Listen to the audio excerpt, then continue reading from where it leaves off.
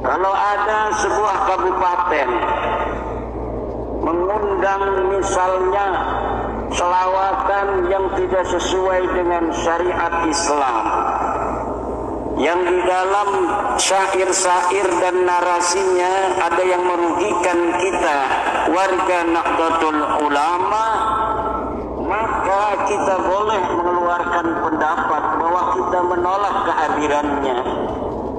Apalagi kalau acara itu menggunakan dana-dana pemerintah, dana-dana pemerintah daerah sampai ratusan juta. Lebih baik kita mengawasi atau mempertanyakan dari mana itu uang 500 juta hanya untuk selawatan model begitu.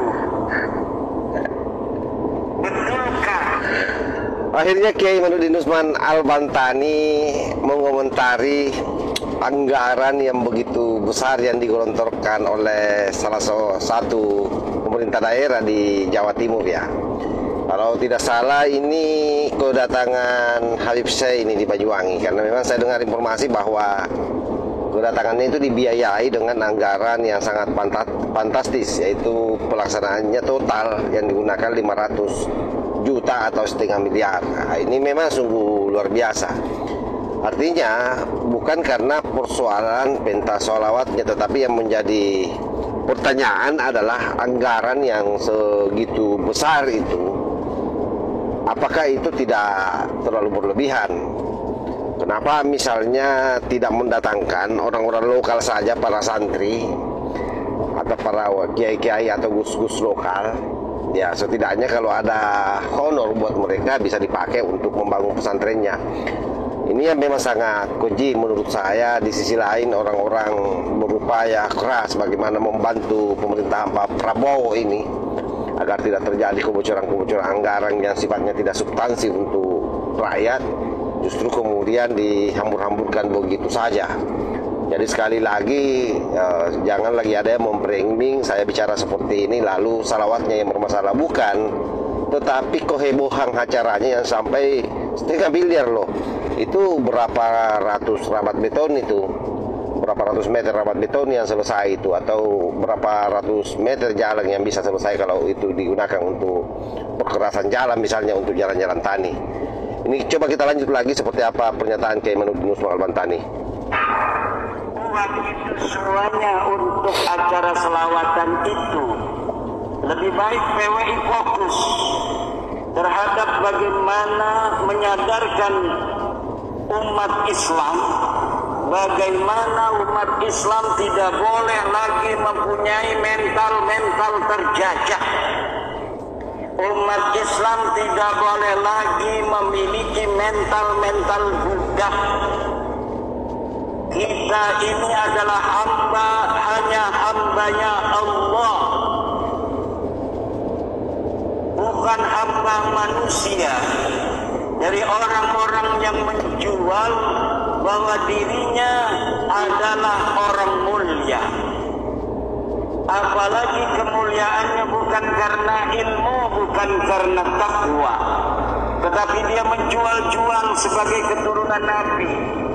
Nah, saya kira jelaskan yang disampaikan Kiai Imanuddin ini ya pasti tentunya lah untuk tendangan buat kelas Kelang Pahlawi ya, karena memang kita tahu selama ini yang mereka andalkan kan hanya jualan-jualan nasabnya. Kalau secara keilmuan, ketakwaan, aduh jauh di bawah rata-rata para kiai-kiai pribumi kita.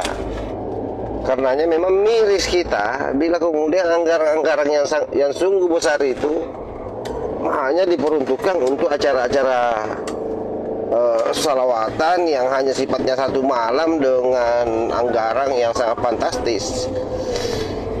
Nah, tapi memang seperti itulah situasi yang terjadi. Jadi hari ini sepertinya ada juga konspirasi antara panitia mungkin dengan pihak pelaksana dan orang yang diundang, biasalah. Mungkin ada kerjasama di situ yang saling menguntungkan.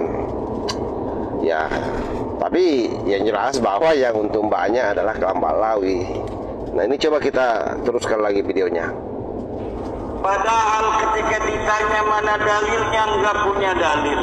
mana buktinya nggak punya bukti, mana sejarahnya nggak punya sejarah, mana hasil tes DNA-nya tidak punya hasil tes DNA.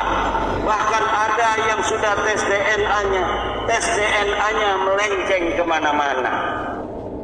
Lebih baik kita sadarkan umat Islam dari bahaya pengakuan sebagai keturunan Nabi tanpa terkonfirmasi, daripada kita sibuk untuk mengeluarkan energi dan tenaga menolak dengan hal-hal yang merugikan.